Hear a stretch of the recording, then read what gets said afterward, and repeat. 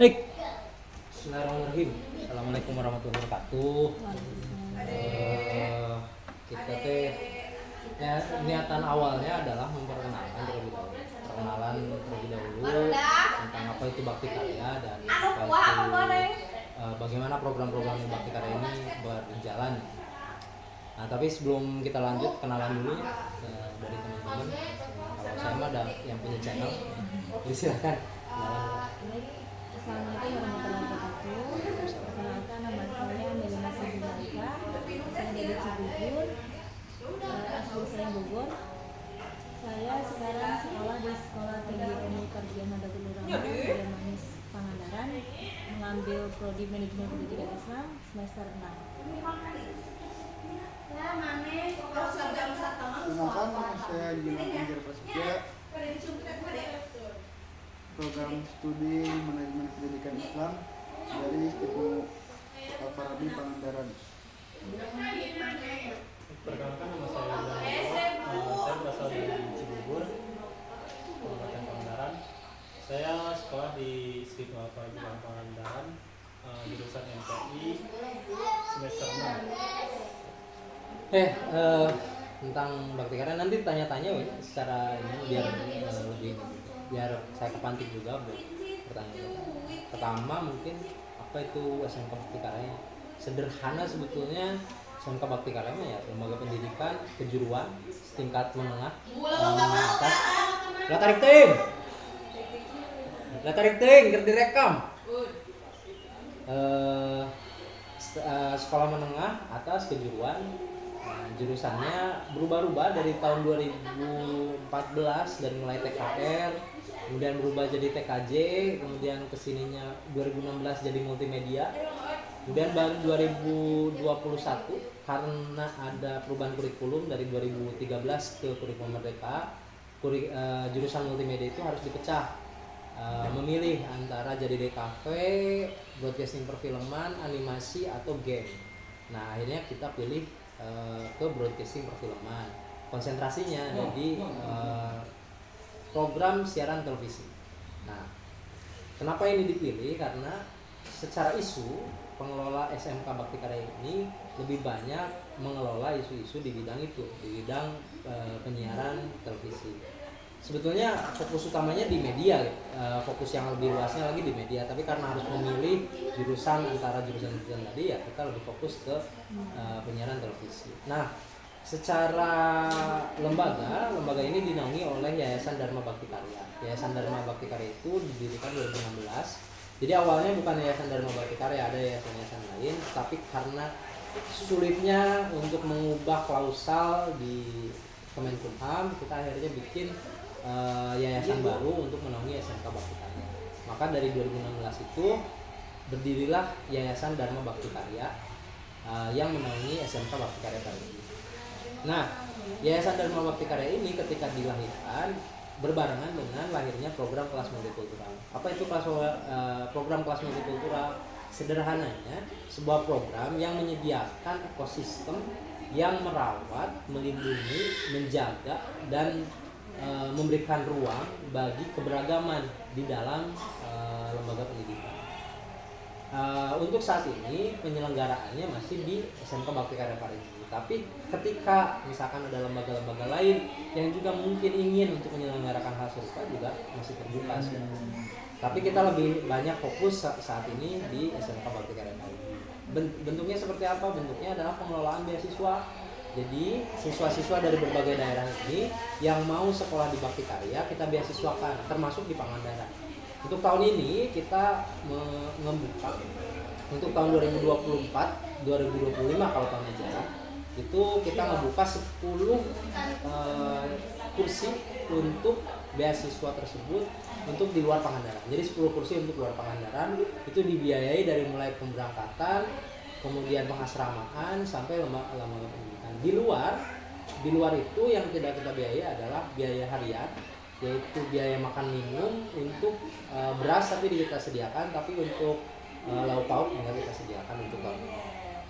Kemudian untuk kebutuhan sehari-hari, kebutuhan tugas dan lain-lain itu sudah menjadi tanggung jawab siswa.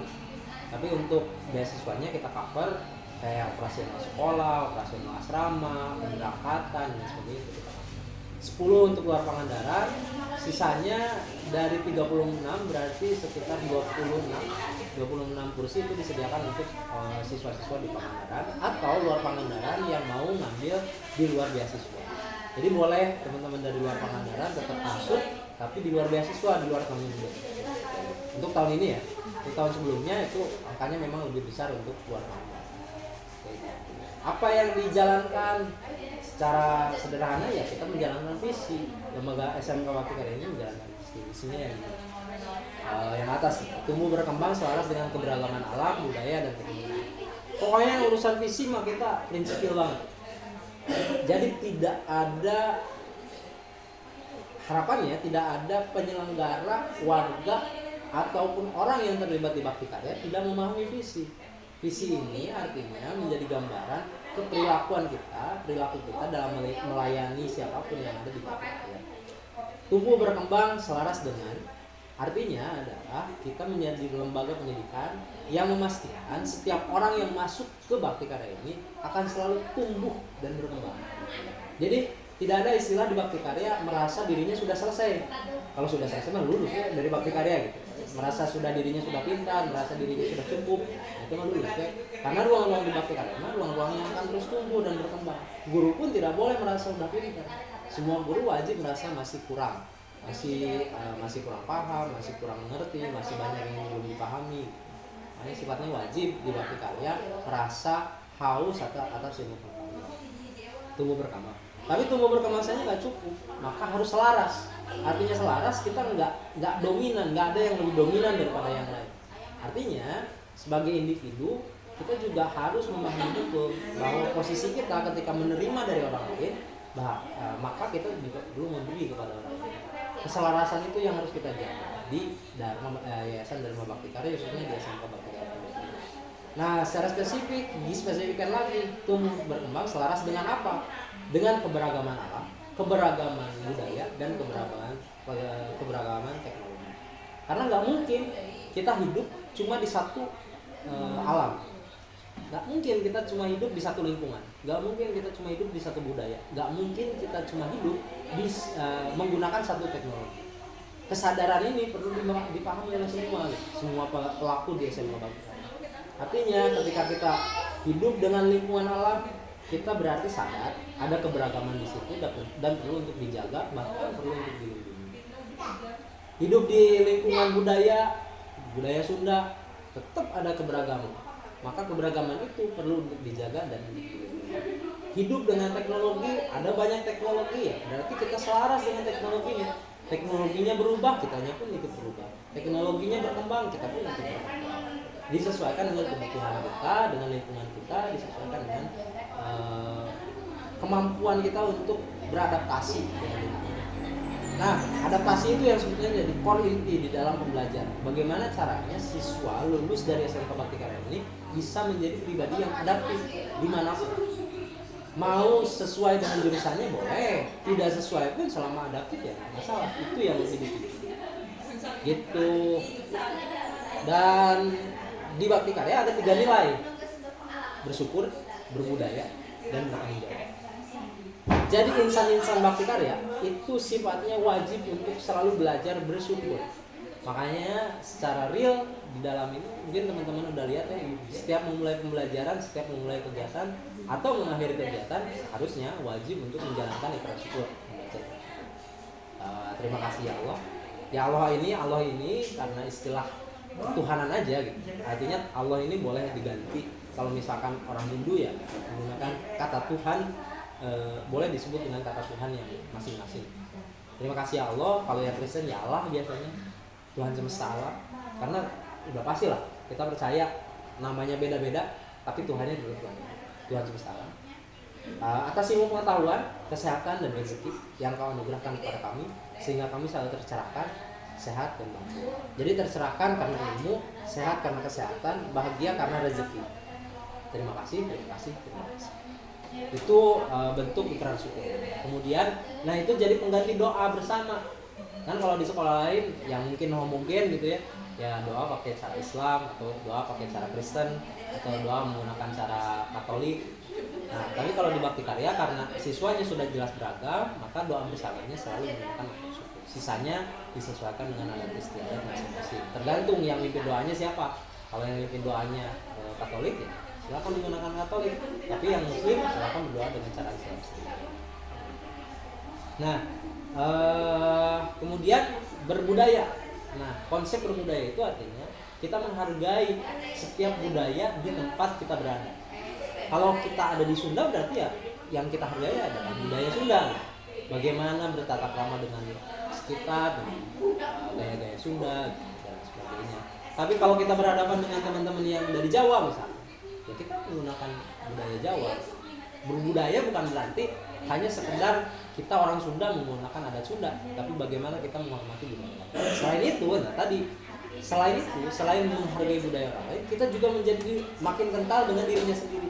Kalau saya misalkan suka atau melabeli budaya saya adalah budaya Sunda, berarti saya juga memperkental kebudayaan Sunda saya. Kalau saya misalkan orang Kalimantan ya perkental kebudayaan Kalimantan. Kalau misalkan saya senang anime ya perkental animenya gitu. Perkental kemampuan budaya Jepangnya. Artinya kita juga gak menutup kemungkinan bagi teman-teman yang melabeli diri sebagai orang yang memiliki budaya Jepang, orang yang memiliki budaya manapun ya silakan. Tetapi alangkah baiknya kita memulai sesuatu itu dari diri sendiri. Lahir dari mana, dibesarkan di lingkungan seperti apa, itu yang lebih utama. Baru kemudian kita bisa menambahkan dari budaya-budaya lain. Enggak ya? Terakhir bertanggung jawab. Artinya bertanggung jawab ya. Kalau sudah bilang A, berarti konsekuensi dari A itu apa? Jalankan. Misal, boleh nggak seseorang tidak percaya dengan tata tertib di bakti karya siswa-siswa? Boleh. Tapi ketika masuk ke bakti karya, berarti harus ada tanggung jawab. Ikut sebagai bagian dari bakti karya, meskipun ideologinya berbeda, meskipun cara pandangnya berbeda, tapi sebagai warga bakti karya berarti ikut pada tata tertib di bakti karya. Itulah konsekuensi. Jadi menjalankan konsekuensi itu yang lebih penting. Terus di bakti karya yang akan diresmikan bulan depan adalah brandingnya. Jadi semangat di bakti karya adalah semangat berani bahagia. Berani bahagia ini sebetulnya adalah akar dan buah dari proses 3 nilai tadi. Jadi kalau prosesnya bersyukur, berbudaya, bertanggung jawab, maka akarnya adalah berani dan buahnya adalah bahagia. Jadi orang-orang yang datang ke bakti karya adalah orang-orang yang berani bahagia menjalani proses tadi. Jadi secara filosofis gitu. Meskipun di luar itu ya ada budaya kerja, ada sebagainya, itu bisa dilihat di tata tertib lah. Di SK tata tertib terkait bakti karya itu ada rinciannya, budaya bakti karya seperti apa, seperti kesetaraan, toleransi, kemudian perdamaian. Nah itu perlu teman-teman pahami juga. Tapi itu ada di nilai kerja budaya kerjaan.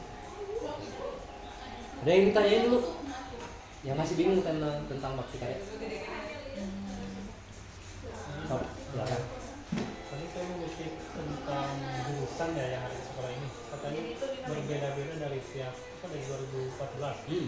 Nah itu berbeda-beda itu alasannya kenapa Pak? Apakah karena kurang peminatnya siswanya apa gimana gitu kan? Terus yang jurusan yang sekarang kemungkinan nggak untuk ganti jurusan lagi kalau misalkan tahun depan gitu kan? Oke. Kurikulum itu kan disesuaikan dengan kultur lembaga pendidikan. Jadi kalau di bakti karya kami percaya itu. Jadi bukan karena peminatnya sedikit, tapi SDM-nya ada nggak?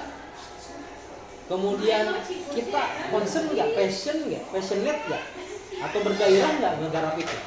Karena awalnya TKR kan, tapi ketika masuk ke TKJ itu dipertimbangkan karena SDM-nya banyak di bidang teknologi. Kemudian 2016 kita pertimbangkan ternyata lebih banyak yang fokus ke bidang multimedia, maka pindah tuh ke jurusan multimedia. Jadi perpindahan itu karena kulturnya yang siap di kita, bukan karena pasar meminta itu, tapi karakter kitanya seperti apa, karakter lembaga ini seperti apa. SDM kan salah satu bentuk sumber karakter juga. Maka itu yang jadi pertimbangan.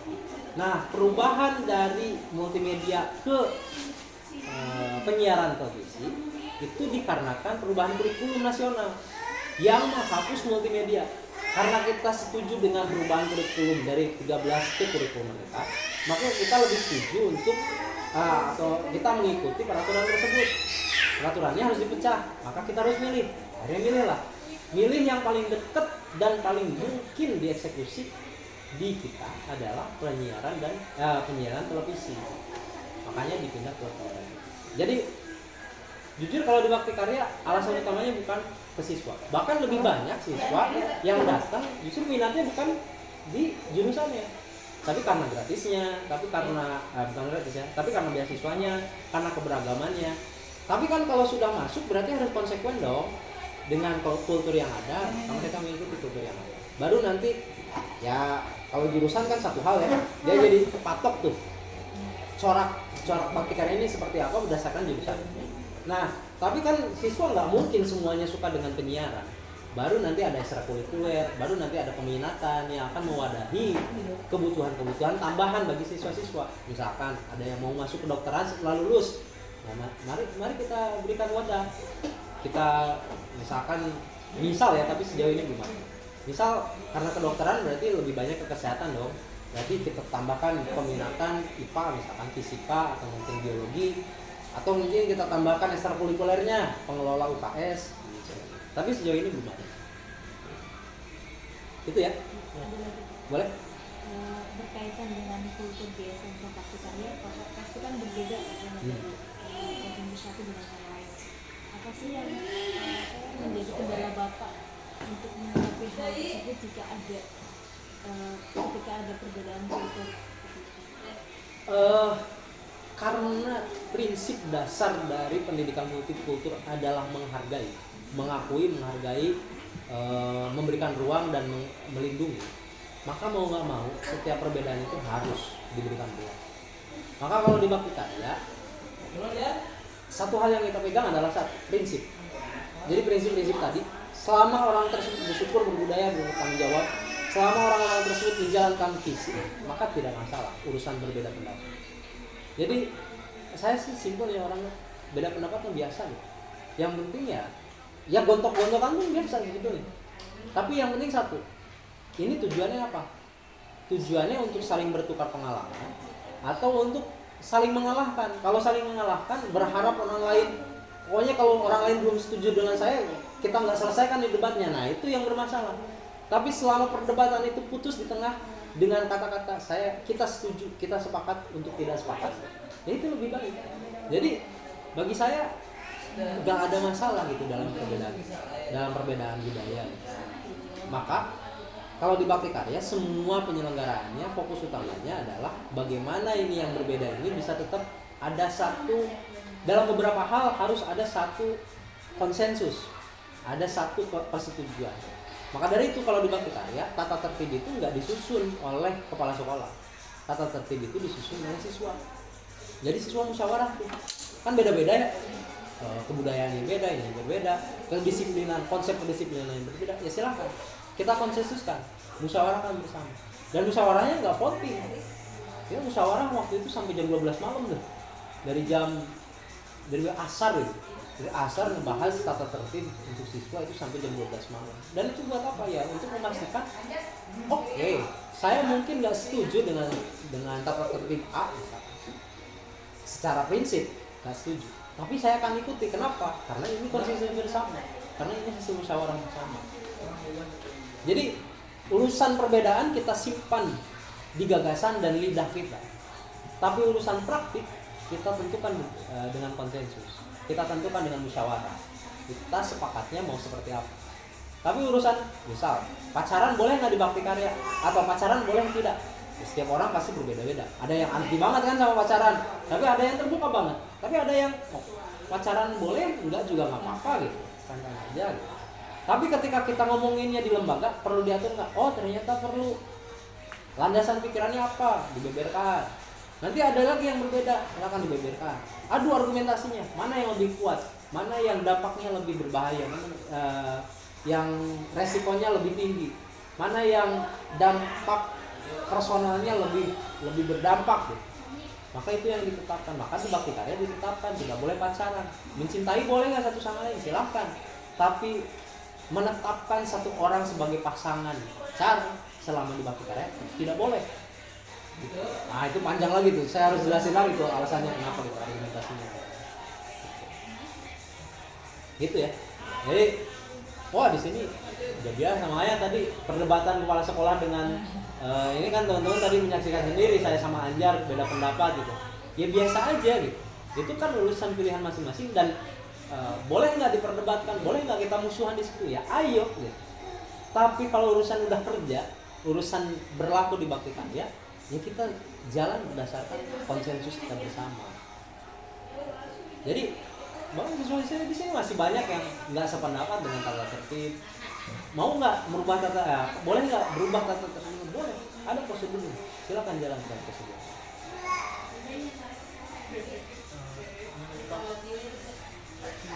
Sejauh ini yang Puyeng gitu sih kita. dari SMK Bakti Karya dari setelah lulus udah disalurin atau gimana nih Pak? Oke. Terus kemudian hal apa yang diambil oleh sekolah Bakti Karya untuk mengambil daya tarik siswa-siswa gitu sih Pak? Bukan cuma dapat beasiswa gitu. Langkah apa? Nah, kalau penyaluran dulu mungkin ya. Ya. Sejauh ini kami hanya menyalurkan atau kami hanya mengabarkan kepada siswa kalau ada peluang-peluang. Dan kami dorong tentunya kalau ada siswa yang cocok, ada yang jodoh dengan peluang tersebut. Ya, jadi kalau sejauh ini ya ada sekitar Ada kerjasama gitu. ada 8 orang yang saat ini kerja di tempat yang disalurkan berdasarkan penyaluran berdasarkan bakti karya. Itu pun dari tempat PKL tadinya, tempat praktek. Ada sekitar 8 orang sekarang. Nah, tapi yang lain gimana? Ya kami juga nggak mau berjanji, memberikan janji bahwa kami akan menyalurkan. Ini hanya urusan ada kesempatannya, ada siswanya, mari kita fasilitasi. Termasuk juga beasiswa perkuliahan dan sebagainya. Tapi untuk menjanjikan lulus langsung disalurkan enggak. Kenapa? Karena kami nggak mau juga membatasi siswa. Peluangnya banyak, tapi kita paksakan itu sekian orang harus masuk ke sini. Jadi kita harus juga mempertimbangkan itu. Kami mempertimbangkan. Jadi sejauh ini nggak ada komitmen kami akan menyalurkan ke pihak mana. Tapi kami akan menyampaikan kalau ada peluang, kemudian kami akan bantu misalkan ada yang berminat dengan peluang tersebut. Yang sejauh ini sudah berjalan sudah. Nah, apa yang kami tawarkan kepada siswa-siswa yang mau sekolah di Bakti Karya? Gini, kalau Anda percaya dengan sekolah yang menyenangkan, maka Bakti Karya adalah tempat tersebut. Kalau Anda jengah dengan sekolah yang memaksakan kehendak pada siswa, maka Bakti Karya cocok dengan.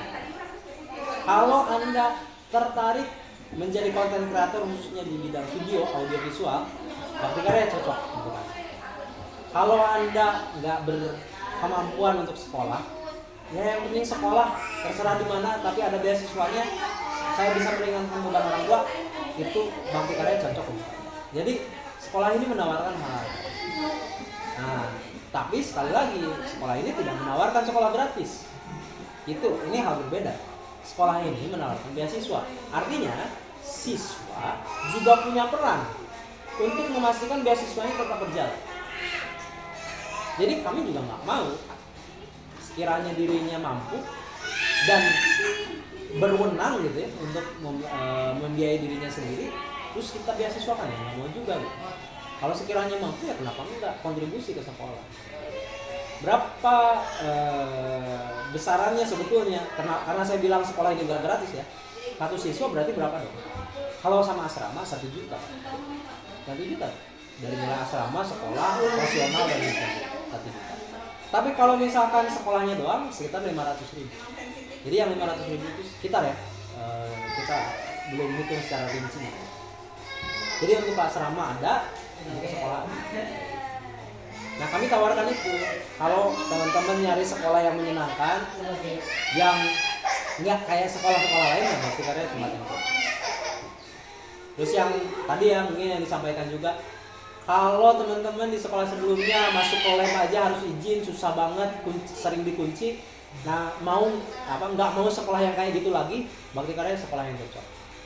Ya boleh tanya nanti ke teman-teman. Sampai jam 10 mah kami buka 10 malam ya. Kalau ada siswa-siswa yang mau di sekolah belajar pakai fasilitas sekolah sampai jam 10 malam, ayo. Tapi kalau 10 ke sana nggak dulu deh. Kecuali kalau ada target syuting ya, itu udah beda lagi. Kalau target syutingnya memang harus jam 10 jam 12 malam kan itu udah beda urusan. Kalau misalkan ada kegiatan yang harus diselesaikan sampai jam 12, ya itu beda urusan. Tapi target kalau di hari normal kami jam 10. Itu. Kalau teman-teman siswa SMP yang mau lanjut jengah atau nggak punya kesempatan untuk lanjut atau punya ketertarikan di bidang multimedia, di bidang perfilman, sekolah Bakti Karya jadi tempat yang cocok. Jadi enggak ini juga ya kita juga ngebuka ruang artinya, tapi saya nggak minat di bidang perfilman, gimana dong? Ya nggak apa-apa, masuk aja dulu, ikutin aja kewajibannya sebagai siswa di perfilman, tapi lebih fokus di pada minatnya masing-masing aja. Jadi lulusan SMK perfilman, tapi jadi apapun ya silakan, karena bisa. Ya lagi, boleh. Siswa-siswi SMK Bakti Karya setelah kegiatan pembelajaran selesai, ketika pulang ke asrama itu ada kegiatan lagi atau tidak? Nah, itu tergantung pengelola asramanya. Jadi bukan pengelola ya, pengurus asrama. Jadi di asramanya juga ada pengurusnya masing-masing. Bahkan sebelum pembelajaran selesai pun mereka ada kegiatan di asrama, piket makan siang itu mereka yang piket makan siang pulang duluan. Buat piket, masak, nyiapin makanan, nanti jam 1 balik lagi sini bawa makanan buat makan bareng-bareng. Jadi sebelum ada program makan siang gratis, Bakti Karya sudah makan pagi, makan siang, makan malam gratis gitu. Jadi udah ada. Tapi kalau nanti presidennya itu kemudian ada makan siang gratis, malah bagus kan, ngebantu gitu. Insya Allah. Mudah-mudahan lah, siapapun yang menang kita dukung lah program-program. Tapi saya milih nomor lain ya. Jadi kalau jadi ya saya tetap dukung gitu. Kalau ada yang kurang, meskipun yang menang yang saya pilih, ya tetap saya kritik. Itu kan yang penting ya. Ini jadi ngomongin demokrasi nih. Yang penting kan itu. Persis sama pengelolaan Bakti Karya kan. Oke lah, kita kerja di sini. Tapi kalau ada yang salah di Bakti Karya, kritik. Ya ini teman-teman PPL kan. Teman-teman PPL, meskipun PPL-nya di Bakti Karya, berani dong kritik kepala sekolahnya. Kalau misalkan nggak benar menurut teman-teman. Tinggal nanti urusan benar dan salah kita adukan. Jangan-jangan kebenaran saya berlaku tersebut karena punya argumentasi benar. Nah, maka kita adukan, kita adu argumentasi. Bisa jadi yang benar teman-teman. Gitu kan. Nah, itu yang lebih penting menurut saya. Nah, memang salah satu niatan atau prinsip dasar penyelenggaraan lembaga ini adalah menyelenggarakan lembaga yang demokratis seperti itu. Ya meskipun secara strategis ada otoritarian, itu urusan-urusan lain. Mix lah kalau urusan metode. Tapi urusan prinsip memang kita demokratis. Jadi kegiatan asrama gitu, ada bahkan kalau malam mingguan teman-teman bikin kegiatan namanya Mamingser. Kalau di hari-hari Mamingser itu pensi tiap malam minggu, teman-teman gelar rapat, terus mereka pentas seni, ada yang nampil stand up, ada yang nampil teater, tari, musik, apapun. Kalau habis bikin project film biasanya ditontonkan ke warga, ikut sama warga juga. Biasanya nyuguhin kopi dan lain-lain. Kalau teman-teman tertarik buat gabung penyelenggaranya, ya tinggal malam minggunya mau disisihin atau enggak. Terus agenda lain ya ada namanya kelas gembira. Jadi ngajak anak-anak warga kampung di jam-jam kosong di liburan biasanya ngajak main sambil belajar. Kemudiannya bersih-bersih asrama, nyuci, makan, tidur, main game ya biasa. Gitu. Oh, ada juga malam harinya ada ngaji untuk yang muslim, yang Katolik sama Protestan biasanya ada komsel istilahnya dari gereja. Itu mereka selenggarakan secara mandiri ya, di pengurusan asrama. Nah, yang belum sampai nih, kalau di Bakti Karya dari visi itu kan ada selaras dengan alam, budaya, dan teknologi ya. Mungkin teman-teman sempat kaget ya tadi, kok belajarnya SL gitu ya. atau mungkin besok nih ada, atau mungkin pernah dengar ada kelas ekologi, kelas humaniora, kelas media, apa sih itu? Nah, di SMK itu sebetulnya mata pelajarannya banyak, ada 25 mata pelajaran. Tapi kami rumputkan, kami gabungkan guru-guru yang mengajar berdasarkan rumpun-rumpunnya. Bahasa Indonesia, bahasa Inggris, PKN, PAI, itu kami rumputkan di budaya. Nah, budaya ini kami namai kelas humaniora. Jadi istilah kelas humaniora itu artinya guru-guru yang bertemu siswa pada isu humaniora. Itu kelas humaniora. Kelas media itu guru-guru siswa bertemu pada isu-isu kejuruannya, perfilman dan multimedia. Guru-guru dan siswa bertemu pada isu alam, maka kita sebut kelas ekologi. Jadi kelas ini bukan strata ya, tapi kelas ini ruang bertemu, ruang kelompok belajar ekologi, humaniora, dan media. Kalau kelas kami sebutnya tingkat di sini, tingkat 10, tingkat 11, tingkat 12. Selain itu ada lagi yang namanya partai. Jadi kalau tingkat nanti ada wali kelas 1, wali kelas 2, wali kelas 3, tingkat 1, tingkat 2, tingkat 3. Itu ada satu kelas, ada satu induk, ada satu bapak atau ibu. Sebagai seorang bapak, sebagai seorang ibu ada satu kelas. Tapi sebagai kelompok-kelompok kecil yang terdiri dari kelas 1, kelas 2, kelas 3, itu ada lagi satu kelompok itu terdiri dari setidaknya 1 atau 2 orang kelas 1, 1 atau 2 orang kelas 2, 1 atau 2 orang kelas 3. Nanti dipimpin atau dibimbing sama satu guru. Nah, satu kelompok tersebut disebut dengan partai. Nah, penggunaan partai di sini karena ingin mengajarkan proses atau sistem politik di Indonesia. Jadi setiap orang berhak untuk membuat partai, itu kan. Setiap dari individu di Indonesia ini berhak untuk berhimpun, berkelompok. Jadi partai kan istilahnya salah satu. Nah, partai-partai ini dalam konstelasi politik mereka bisa mengajukan kan siapa pimpinan mereka. Nah, partai-partai ini nanti ketika pemilihan presiden OSIS mereka akan digunakan sebagai alat mencalonkan. Bisa jadi mereka berkoalisi satu partai dengan partai lain untuk mengusung satu calon. Jadi kayak pemilu sekarang lah gitu. Ada ininya juga, ada KPU-nya juga, ada Bawaslu-nya juga. Bawaslu-nya dari situ guru-guru, nanti KPU-nya dari penyelenggara siswa-siswa gitu. Partai-partainya ada, pengennya saya di sini dulu ada corak-coraknya ya. Corak liberal, corak demokratis, ya, corak konservatif, pengennya dulu ada gitu. Tapi ya sekarang hanya kelompok belajar aja, kelompok bermain aja. Sama kelompok pembimbingan, pendampingan. Jadi satu partai ada ketua partai, ada pembina partai. Pembina partainya ini dari guru yang memberikan arahan, termasuk menyampaikan informasi dari orang tua ke siswa, siswa ke orang tua, sekolah ke orang tua, sekolah ke kakak asuh. Itu pembina partai juga. Iya nggak ya waktu ngobrol? Lanjut, bisa ya ada pertanyaan. Nah kalau itu direkam supaya ada pertanyaan lagi tinggal nonton ya. Cukup ya? Cukup. Nah silakan nanti beraktivitas lah di Bakti Karya. Nanti kita matiin dulu, terus nanti saya ada arahan-arahan terkait teknis ya. Terima kasih. Assalamualaikum.